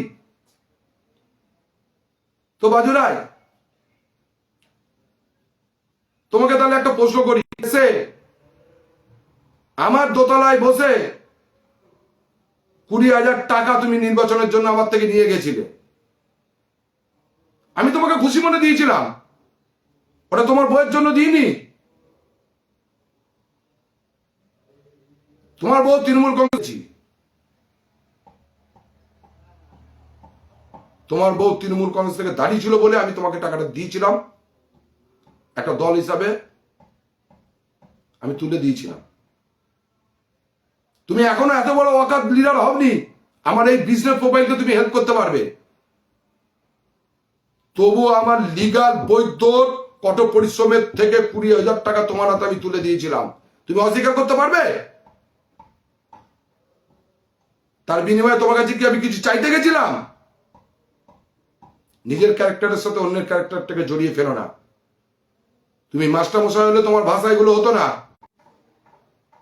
তুমি যদি তৃণমূল কংগ্রেস দলের সম্পত্তি হতে, অন্তত মমতা ব্যানার্জির আদর্শ নিয়ে তুমি কোন সামাজিক বয়কটের দিকে তোমরা সেটাকে বহিঃপ্রকাশ করতে না। কারণ বাড়িতে তোমরা কি আক্রমণ করতে না। তোমার শুভবুদ্ধি হোক, তুমি সামাজিক কালচারের হও, তুমি একবার কেন তোমার বউ 10 বার কাউন্সিলর হোক, কিন্তু তোমার কাছে একটাই রিকোয়েস্ট, সব মানুষকে সুস্থভাবে বাঁচতে দাও। সামাজিক কালচারে তুমি ফিরে আসো, মধ্যযুগীয় কালচার থেকে বেরিয়ে আসো। আমাদের খুব শান্তিপূর্ণভাবে আমরা তোমাদেরকে নিয়েও একসাথে চলবো। একটা প্রশ্ন উঠে আসছে, হঠাৎ করে আপনাকে নিয়ে এরকম একটা বিতর্ক সৃষ্টি হচ্ছে এবং আপনাকে নিয়ে এই দিন দুদিন আগে কটূক্তি মন্তব্য করাকে কেন্দ্র করে পথ অবরোধ করা হয়েছে। এই জিনিসগুলো কেন হচ্ছে? আপনি একজন ব্যবসায়ীদার, আপনাকে এগুলো কেন করা হচ্ছে? এই কারণগুলো হচ্ছে যেটা আমি এখনই তুলে ধরলাম, যে প্রতিটা মানুষের একটা নৈতিকতা, একটা সামাজিক কালচার, একটা সংস্কৃতি বজায় থাকবে। তো সেই জায়গা থেকে দাঁড়িয়ে মনে হচ্ছে তারা যে পথগুলো অবলম্বন করেছে, আমি যে রেকর্ডিং শোনালাম, এমনকি যাদের বাড়িতে তারা এদিনকে আক্রমণে গেছিল, মমতা ব্যানার্জির পুলিশ প্রশাসন সঠিক আছে বলে সে কোন দলের কাউন্সিলর কে কোন দলের প্রতিনিধি না দেখে তাদের বিরুদ্ধে এফআইআর লঞ্চ করেছে। আমরা যদি ভুল পথী হতাম, তাদের বিরুদ্ধে যদি আমাদের লড়াইটা যদি ভুলই থাকতো, তাহলে প্রশাসনও কি ভুল, মমতা ব্যানার্জির প্রশাসনও কি ভুল যে তাদের বিরুদ্ধে একটা এফআইআর লঞ্চ করে ফেললো?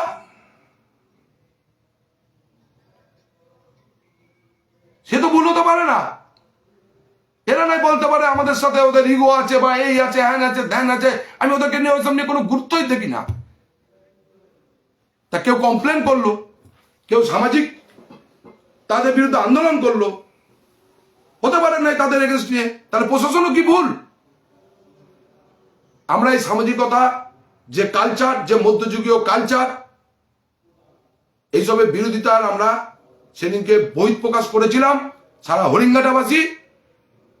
সেখানে হয়তো আমি সেন্টু মুখার্জি একটু মুখ হয়ে দাঁড়িয়েছিলাম, সেখানে দাঁড়িয়ে আমারকে কিভাবে সমাজের কাছে কালীভক্ত করা যায় তা আপনারা চেষ্টা করতে পারেন, করে যান। এর জন্যই আমার বিরুদ্ধে এরকম বিভিন্ন অপপ্রচার অভিযোগ এই করা যে হয়েছিল। অবৈধ ব্যবসা, অবৈধ যে হোটেল ব্যবসা, এই অবৈধ হোটেল ব্যবসাটা বলার আরেকটা কারণ অভিযোগ যেটা উঠে আসে, যে যারা কাপেল আসে, তা সেই যে কাপেল আসার বিষয়টাকে কেন্দ্র করে এটা কি পুরো মানে মানুষ কি নজরে দেখে? এটা না, এটার জন্য কি বলবেন? নজর বলতে দেখুন, মানে কি দেহ ব্যবসা করে ওরা হচ্ছে হোটেল? না না না, এটা কোনো হতে পারে না। তাহলে হায়াতও হচ্ছে অবৈধ ব্যবসা করছে, তাহলে আইটিসি সোনার বাংলাও অবৈধ ব্যবসা করছে। এর কারণটা বলি। একটা টাইম তার কোনো রিলেশনশিপে না থাকলে, কি রিলেশনশিপে আছে না থাকলে হোটেলের রুম দেয়া হতো না। এটাই ছিল তখনকার সময়ের ল। বাট সুপ্রিম কোর্টের রায় দেওয়ার পরে এটা তাদের জেনে রাখা উচিত। আমরা আমাদের হোটেলের রেজিস্টার্ড খাতা প্রতিটা মুহূর্তে আমরা কিন্তু প্রশাসনের কাছে গিয়ে জমা করে দিয়ে আসি। রুলস হচ্ছে 18 বছরের ঊর্ধ্বে কোনো ফ্রেন্ড, কোনো কাপেল তাদের অথেন্টিক ডকুমেন্টারি এনে যদি রুমের ডিমান্ড করে, আপনি রুম দিতে বাধ্য। তাকে অ্যাডাল্ট হতে হবে, তার ডকুমেন্টারিগুলো জমা রাখতে হবে। তাহলে প্রতিটা মুহূর্তে আমরা প্রশাসনের কাছে সেই ডকুমেন্টারি, সেই রেজিস্টার্ড খাতা জমা দিয়ে আসি। শুধু কাপেলদের জন্য না, কোনো ফ্যামিলির জন্য না, প্রশাসনের কাছে তার জন্য তার ডকুমেন্টারি দেওয়া হয় সে কোনো ওয়ান্টেড কিনা। এটা হচ্ছে as per government rules and supreme কোর্টের রায়।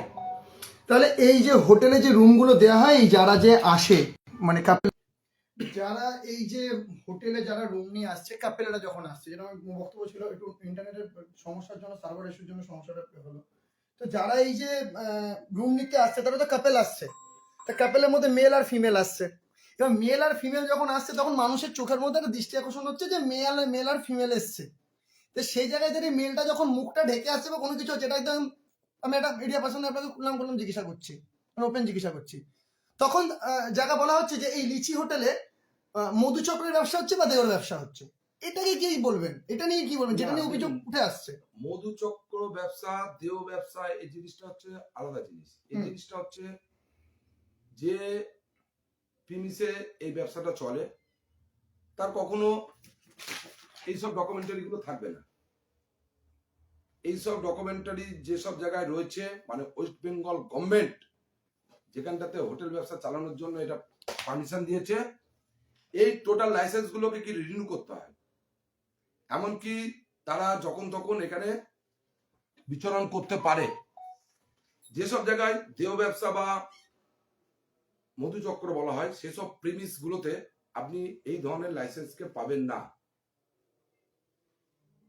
এবার বলি, দেহ ব্যবসা মধুচক্র ব্যবসাটা কি? কোনো একটা জায়গায় একটা রুমের মধ্যে অনেক মেয়েকে রেখে দেওয়া হয়, লুকিয়ে লুকিয়ে লুকিয়ে লুকিয়ে ছেলেরা আসবে, তারা কোনো এরকম রেজিস্টার খাতা মেনটেন করবে না, তারা তাদের অথেন্টিক ডকুমেন্টারি দেবে না, তাদের ডকুমেন্টারি গুলো থানায় যাবে না, সেই সব জায়গায় এগুলো হয়। কিন্তু আমাদের এখানে যেই আসুক, একজন পুলিশ অফিসার আসুক, ফ্যামিলি আসুক, আমার এখানে হোটেলে মান্থলি রয়েছে ডক্টর নার্স, এরা রয়েছে, যাকে যেটাই দিতে হবে অথেন্টিক ডকুমেন্টারি রেখে পারপাস দেখিয়ে তারপর তোমাকে রুম দিতে হবে। তো সুতরাং এটা হচ্ছে হোটেল যে ইন্ডাস্ট্রিয়াল আছে, হোটেল ইন্ডাস্ট্রিয়াল বিজনেসের একটা পার্ট। আর কাপেলটা হচ্ছে সুপ্রিম কোর্টের রায়। কোন কাপেল এসে যদি বলে আমাকে রুম কেন দেয়া হবে না, তারা যদি সাবালক হয়, আমাদের বিরুদ্ধে তারা এগেনস্টে তারা এফআইআর করতে পারে বা জিডি করতে পারে, কমপ্লেন জানাতে পারে। এই যে আপনি বারবার করে বলছেন প্রশাসনের নজরাতে সবসময় এই হোটেলগুলো থাকে, কল্যাণী এম চত্বরে বা করিঙ্গাটা চত্বরে, কল্যাণী একদমই থাকে, তার ডকুমেন্টারি জমা দেওয়া হয়। ডকুমেন্ট জমা দেওয়া হয়। তাহলে আপনি যে অবৈধ কাজ করছেন, যেটা না আপনি আপনার নামে অভিযোগ, এটা তো অপপ্রচার, এটা তো অপপ্রচার। তারা জানেই না আমি যা যা ডকুমেন্টারি দিলাম একটা হোটেল ব্যবসা করতে গেলে, একটা হোটেল ইন্ডাস্ট্রিয়াল ব্যবসা, এটা একটা শিল্প। এই ব্যবসা করতে গেলে কি কি ডকুমেন্টারি লাগে অনেক লোকের জানা নেই, যেটাকে আপনাদের সামনে আমি তুলে ধরলাম। যারা অভিযোগ করছে তারাও জানে না। আমার এতটাই সৎ সাহস আছে বলে এই ডকুমেন্টারি গুলোকে আমি আপনাদের সামনে তুলে ধরতে বাধ্য হলাম। আচ্ছা, কোনো কারণে এই যে বিষয়গুলো যে হয়েছে, কোনো কারণে হরিণঘাটা থানার তরফ থেকে কি দেখতে পেরেছেন, তৎপরতা কি দেখতে পেরেছেন? মানে এই যে সঙ্গীতা ঘোষ যার নামে বলছেন, তারা যে 7 জনের বিরুদ্ধে লিখিত অভিযোগ করেছিল, তারা তাদের বিরুদ্ধে এফআইআর লজ হয়েছে, তো তার কপি বেরিয়েছে, তো ফার্স্ট ইনফরমেশন ইয়েটা বেরিয়েছে, তো 7 জনের বিরুদ্ধেই তো এফআইআর হয়েছে। কোনো কারণে দুটো নন বেলেবেল, 3টে নন বেলেবেল, 2টো বেলেবেল হয়েছে। তো এই পুলিশ প্রশাসন সঠিক কাজ করেছে।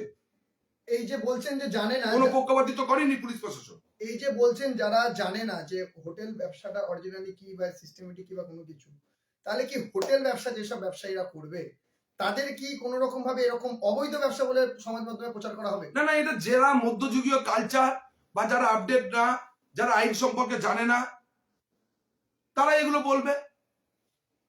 তাহলে আজকে পর্যটন কেন্দ্রে একটা কাপেল কি ঘুরতে যেতে পারে না? তারা কি রুম নিচ্ছে না? তাহলে কোন লিগালের দ্বারা তাদেরকে বন্ধ করতে পারবে? এটা তো লিগাল একটা সিস্টেম।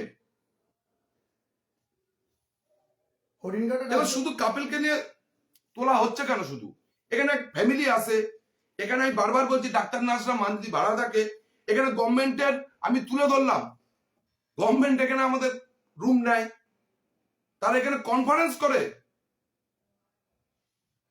এটা একটা ইন্ডাস্ট্রিয়াল বিজনেস, যার কি কি ডকুমেন্টারি লাগে সেটা আপনাদের সামনে তুলে ধরেছি, আইনটা কি আছে সেটাও আপনাদের সামনে তুলে ধরলাম।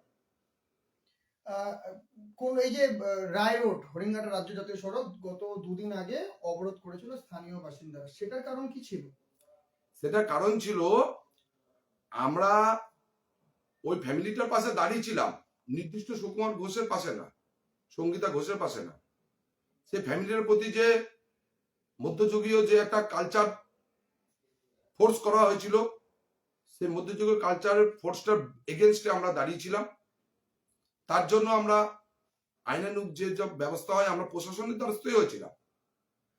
প্রশাসনের ওখানে তাদেরকে কল করেছিল, তাদেরকে নিয়ে তারা নিরাপত্তাহীনতায় ভুগছিল। আমরা তাদেরকে বাড়িতে ঢুকিয়ে ওই পাড়ার মধ্যে দিয়েই আমাদের পাড়ায় যাওয়ার রাস্তা আছে, আমরা সেখান দিয়ে খুব সুশৃঙ্খল ভাবে, যদি তাদের হাতে কোনো ভিডিও থাকে তাহলে তারা দেখতে পাবে যে আমরা নীরবতা পালনের মতন যাচ্ছিলাম। আমি আমার বন্ধু একটা ব্যারিকেড গার্ড দিয়ে রেখে যাচ্ছিলাম, তার কারণ তাদের অপোজিটেই একটা ইয়ে ছিল। হঠাৎ তাদের ওখান থেকে হঠাৎ উইকেটের আওয়াজ করা হয়। একজন আমাকে কমেন্ট করলে এখানে দাঁড়ানো হচ্ছে কেন, সে আমার ছোট ভাইয়ের মতন তাকাই বললো, ভাই কোথায় দাঁড়াচ্ছি ভাই, আমরা লোকগুলোকে পাস করাচ্ছি। তার মধ্যে থেকেই সেখান থেকে উত্তপ্ত কথা শুরু হয়, আমাকে মারার কথা বলা হয়। তখন তার প্রতিরোধ গড়ে তোলা হয়, পুলিশ এসেছিল, উভয়কে সরিয়ে দেওয়া হয়েছিল। তারপরে আমরা চলে যাওয়ার পরেও তাদেরকে বলছি, ভাই ল অ্যান্ড অর্ডারটা ওরা সৃষ্টি করছে, পুলিশ প্রতিটার মধ্যে আমাদেরকে সেফগার্ড মানে ইয়ে করার জন্য, গার্ড ইয়ে করার জন্য। তখন নিজেদের কাছে একটা খারাপ মনে হচ্ছিল যে পুলিশ কি তাহলে সে কাউন্সিলরের ইয়ে বলে কি সাপোর্ট নিচ্ছে। এতে এলাকার মানুষ, মহিলারা ক্ষিপ্ত হয়েছিল, তাদের চরিত্র ধারণগুলোকে তুলে ধরার জন্য অপরাধের সৃষ্টি হয়েছিল। কোনো কারণে কি আপনাকে কোনো রকম হুমকি দেওয়া হয়েছিল, যেটা আপনার স্ত্রী বলছিলেন? না, হুমকি বলতে ওই যে ক্লাবের ওখান থেকে যে ভাষাটা উঠে এসেছিল, আমাকে কোনো ফোনে হুমকি দেয়নি। আমি মিথ্যার আশ্রয় নিই না যে আমি কারোর সম্পর্কে বলবো বলে আমি মিথ্যা একটা সুযোগ বুঝে আমি লাগিয়ে দেবো, তাতে আমি বিশ্বাসী নই। আমরা যখন ফিরছিলাম ওই ক্লাবের মাঠ থেকে যে কোনো একজন এরকম ধরনের বার্তা তুলেছিল যে জয় ব্যানার্জিকে মারা হোক। এমনি ফোনে বা কোনো আমাকে দাঁড় করিয়ে ডেকে ওরকম ধরনের হুমকি হয়নি, কারণ আমরা মিথ্যার আশ্রয় নিয়ে কোনো কিছুর বিরুদ্ধে লড়াই করতে চাই না। আপনি ব্যবসার সাথে সাথে একজন সমাজসেবী জানা গেছে, এলাকা সূত্রে জানা গেছে ব্যবসার সাথে সাথে সমাজসেবী। তার সমাজসেবী ব্যবসায়ী যাই হোক, আপনার ব্যাপারে এরকম একটা বিস্ফোরক মন্তব্য উঠে আসে যে আপনি অবৈধভাবে ব্যবসা করছেন হোটেল লিচি নামে। তো কোনো জায়গায় দাঁড়িয়ে এরকম এই ঘটনায় কিন্তু ব্যবসাদার হিসাবে নিজেকে কি আনসিকিউর মনে হচ্ছে? না না, কেন মনে হবে? আমি আমার লিগালি ডকুমেন্টারি আপনাকে তুললাম, আমার বডি ল্যাঙ্গুয়েজ দেখে আপনাকে মনে হচ্ছে। দেখুন, আবার যদি ব্যবসাটাকে যদি মনে হতো সত্যি অবৈধ, তাহলে আমি প্রেস কনফারেন্স করতাম না, আমি এত পাবলিককে জানাতাম না, আমি গুটি গুটি হয়ে লুকিয়ে লুকিয়ে চেপে থাকতাম, আমি আর আগামী দিনে কোনো হয়তো বিরোধিতার পথে যেতাম না, আমি হয়তো কোনো একটা সেটেল জায়গায় যেতাম। আমি তো সেটা করিনি। এই ঘটনাকে কেন্দ্র করে নিজের লোকালিটি এলাকাতে কোনো রকম ভাবে নিজের নিরাপত্তা নিয়ে, আপনার নিরাপত্তা নিয়ে কি প্রশ্ন হচ্ছে? আপনি একটা ব্যবসাদার। দেখেন, নিরাপত্তা নিয়ে যদি সেইভাবে কথা বলেন তাহলে দেখেন আমি মৃত্যুকে ভয় পাই না, কারণ মৃত্যু আজ না হোক একদিন ঘটবে। তো যদি আমি একটা ভালো সামাজিককে ডেভেলপ করার জন্য যদি আমাকে আক্রমণ করে, তাহলে নিজেকে আমি গর্বিত মনে করবো যে আমি সমাজের একটা কিছু কাজ করে যেতে চাই। আমি তো সারাটা জীবন তাহলে শুধু নিজের বিজনেসকে গ্রোথ করে যাবো। হ্যাঁ, নিজের বিজনেস গ্রোথের মধ্যেও সামাজিক কাজ আছে, আমাদের এখানে কর্মসংস্থানের জায়গা হয়। আর সামাজিক সমাজসেবী ভেবে বা সমাজের আমি সেবা করছি বা করব, একটা অ্যাডভার্টাইজমেন্ট হবে, লোকে বলবে, সেটার জন্য না। আমার পরিবারটা যদি একটা সমাজ হতে পারে, তাহলে গোটা ওয়ার্ল্ডটা কেন সমাজ হবে না? ওয়ার্ল্ডের বাইরে কি আমরা? তো সুতরাং যার যতটা সামর্থ্য, সমাজকে দেওয়াটা তার ডিউটি, কর্তব্যের মধ্যে পড়ে। তার মানে সে সেবক না। যদি আমার সংসার চালাতে গিয়ে সংসারের যে প্রয়োজনীয়তা নিডেড গুলো আমাকে যদি করতে হয়, তাহলে সেটা যদি ডিউটি হয়, তাহলে আমি ফ্যামিলি সেবক না। ওটা আমার ডিউটি যেমন করতে হয়, সমাজকে এগিয়ে নিয়ে যাওয়া, সমাজকে আরো সভ্যতার পথে নিয়ে যাওয়ার জন্য যা যা করণীয় প্রতিটা মানুষ যেটা করে, দুই একটা সেবি, দুই একজনের ওই কিছু তুলে দিলাম, এই করলাম, ওটা দিয়ে হয় না। এটা ডিউটির মধ্যে পড়ে, সমাজসেবী হতে পারে না, এটা ডিউটি। সমাজে সবার কিছু করাটা হচ্ছে ডিউটি। এই যে প্রতিক্রিয়াটা আমাদের কাছে যে তুলে ধরলেন, এই প্রতিক্রিয়াটা পরবর্তীকালে কি আপনার সাথে কি কোনো রকম খারাপ কিছু হতে পারে? দেখুন, আমি ওগুলো নিয়ে ভাবি না। কোনো ভালো কাজ করতে গেলে সে কাজটার প্রতি এগোবে না, আমি ওগুলো নিয়ে ভাবি না। তা নিজের নিরাপত্তা নিয়ে কি হরিণঘাটা থানায় কি কোনো রকম আমার নিজের নিরাপত্তা হচ্ছে আমার সৎ সাহস, বা পরিবারের নিরাপত্তা নিয়ে কোনো রকম আমার সততা, আমার হরিঙ্গাটা গ্রামবাসী মানুষের ভালোবাসা, আশীর্বাদই আমার কাছে নিরাপত্তা। পরবর্তীকালে কি বার্তা দেবেন, মানে সাধারণ মানুষকে এবং হরিণঘাটাবাসীকে কি বার্তা দেবেন? একই বার্তা, যে দেখুন, হয়তো আপনারা অনেক জায়গায় অনেক কিছু পরিস্থিতি চাপে অনেকে অনেক কিছু মুখ খুলতে পারেন না, কিন্তু অন্তত সামাজিক যে নৈতিকতা থাকার সেখানে যদি অনৈতিকতা চলে, আপনাদের কাছে রিকোয়েস্ট, এই সমাজকে বাঁচানোর জন্য, এর জন্য কোনো দল দায়ী না। আবারও বলছি, এগুলো অ্যাজ এ একটা ব্যক্তির, তারা দলের একটা প্রতিনিধি হয়েছে মানে তাদের বিরুদ্ধে বলা মানে তারা তুলে ধরছে যে তৃণমূল কংগ্রেস দলের বিরুদ্ধে বলা হচ্ছে না। তৃণমূল কংগ্রেস ভোট তোমার মুখ থেকে পায় না, যদি তাই পেত 2021 সালে যে জায়গাটা লিড তোমার ওয়াইফ 2022 সালে প্রতিনিধিত্ব করতে গিয়ে জনগণের ভরসা না করে কিভাবে ভোট করেছ সেটা 3 নম্বর ওয়ার্ডবাসী দেখেছে। আর তারই প্রতিফলন 2024-এ তোমার ওই কুকর্মের জন্যই 2024-এ আজকে তৃণমূল কংগ্রেসকে ওখান থেকে ডিবেট হতে হয়েছে তোমার কর্মের জন্য। তুমি যদি 2021-এর সেই মানুষগুলোর উপর ভরসা রাখতে, যে মানুষগুলো তৃণমূল কংগ্রেসকে জিতিয়েছিল, তাহলে 2024-এর রেজাল্টটা হতো না, তোমার কুকর্মের জন্য। তুমি ওইভাবে ভোটটা করিয়েছ, মানুষের উপর ভরসা রাখোনি, কিন্তু মানুষ ভোট দিয়েছিল গভর্নমেন্টে যেসব পলিসি হয়েছে তার মুখ দিয়ে, নাহলে 2021 সালে আমাদের ওখানে 2019-এর পর থেকে ওটা লিড হতো না। তোমার ওই পলিসির জন্য আগে 2024-এ মাইনাস হয়েছে। তো সুতরাং তুমি মানে তৃণমূল কংগ্রেস না, তুমি মানে কোনো গভর্নমেন্ট না, তুমি একজন পার্সন ব্যক্তি, তুমি ভুল করছো, তোমার বিরুদ্ধে বলবে, আমিও ভুল করবো, সেই দিকে আমাদের এগিয়ে যাওয়াটাই বাঞ্ছনীয়। যারা আপনাকে নিয়ে মন্তব্য করেছে যে আপনি অবৈধ ব্যবসা করছেন আপনার হোটেল লিচিতে, যেটা বারবার করে নামের সেখানে হোটেল লিচি, তো তাদের বিরুদ্ধে কি কোনো রকমের আইনি পদক্ষেপ নেবেন? দেখুন, এর কোনো তো আইনি পদক্ষেপ হয় না। দেখুন, একটা কি আইনি পদক্ষেপ, আমি এই যে টোটাল ডকুমেন্টারি দেখালাম, সে একটা জায়গায় বাইক দিয়েছে, আমি তার টোটাল তুলে দিলাম। প্রশাসনের কাছে গেলে কি হয়, মানহানি মামলা, কিসের মানহানি? সেখানে আমি লিগাল ভাবে চলছি, আমি সবকিছু চলছি, তাতে কে পাশ থেকে ভেউ ভেউ করে কি বলে গেল, এ নিয়ে আমাকে কোনো স্টেপ নেওয়া কি প্রয়োজন বোধ করে? আমি যে বাইকটা দিচ্ছি এটাই তার স্টেপ।